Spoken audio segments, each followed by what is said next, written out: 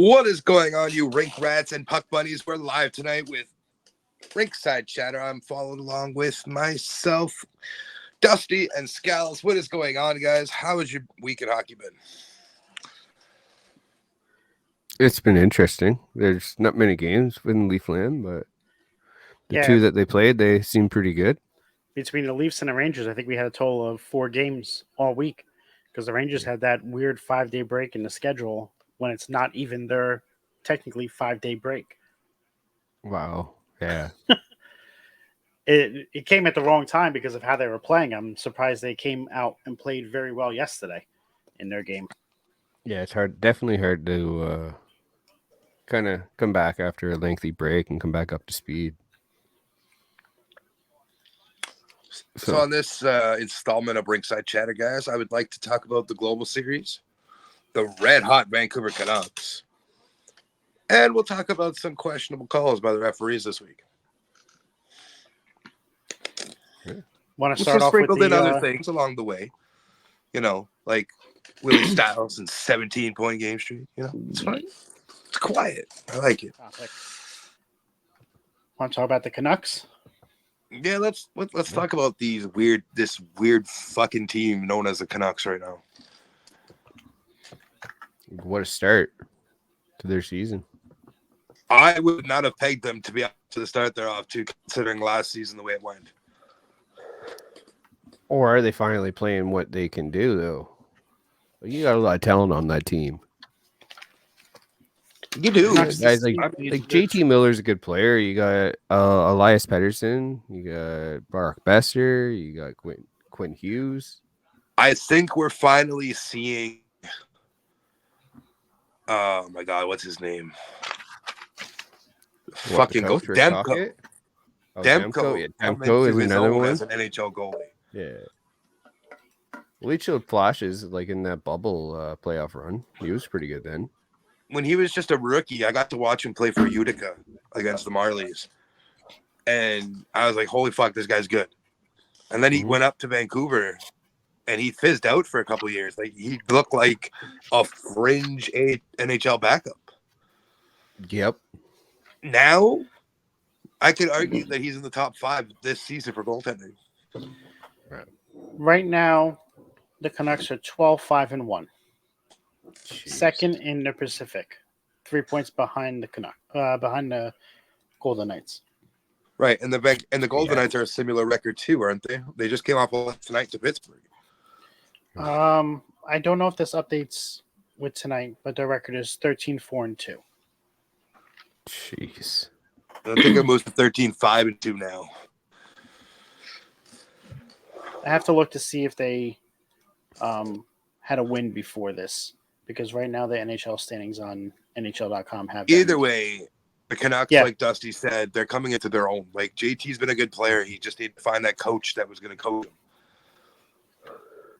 Yeah, Rick Tocchet, man. He's done wonders for the team. They'll be 13-5-2.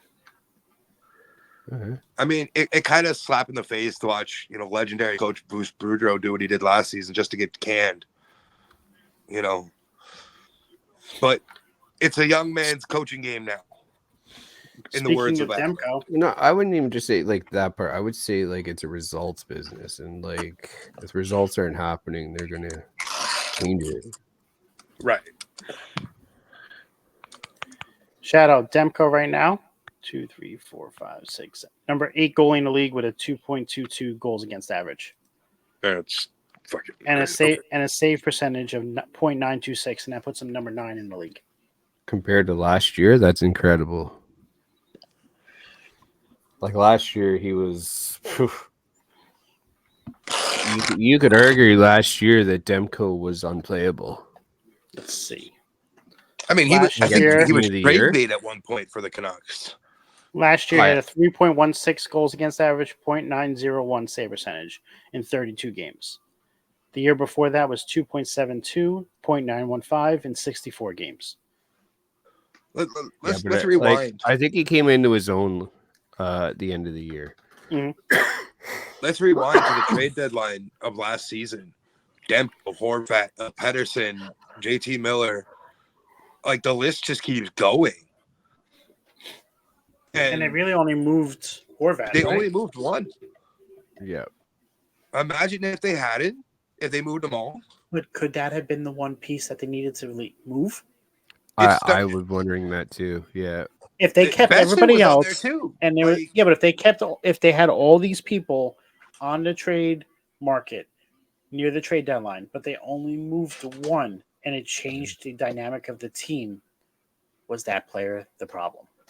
Yep.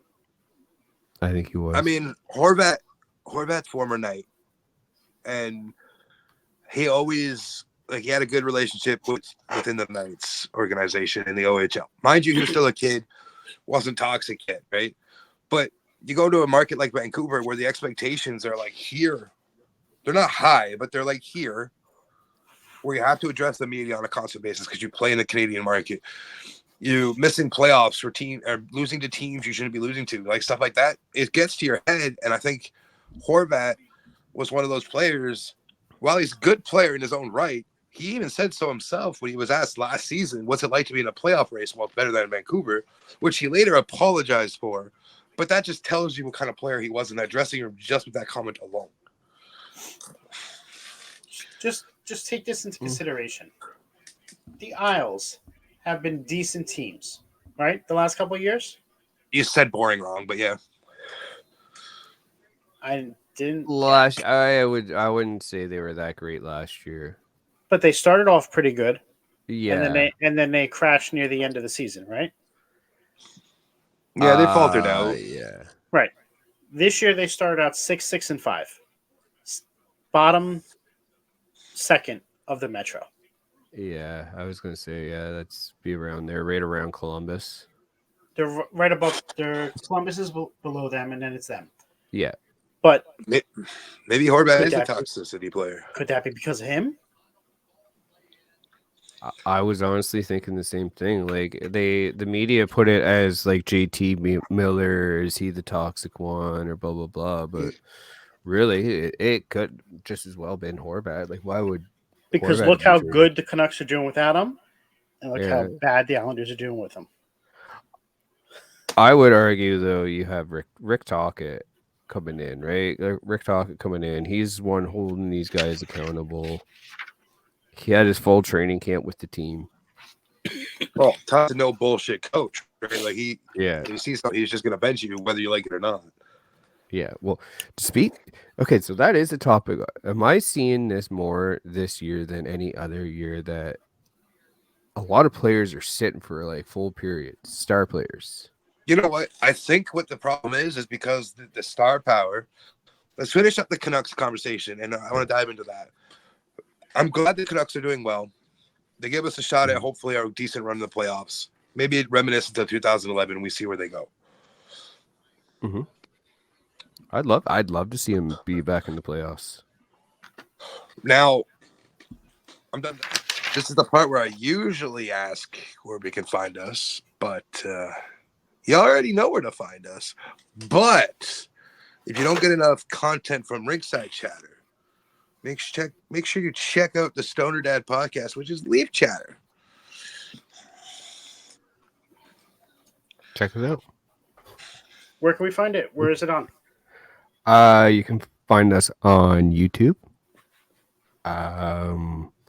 You can find us on TikTok and on Twitter. Why'd that sound really weird? I don't know. Well, but thank you, everybody. Oh, fuck you, man. Fuck what? you. I don't know. Fuck you. But this concludes the episode of Ringside Chatter. Thanks for watching. Make sure you follow, like, and subscribe. And catch us next time we're on. See you all soon. Yeah. Boom.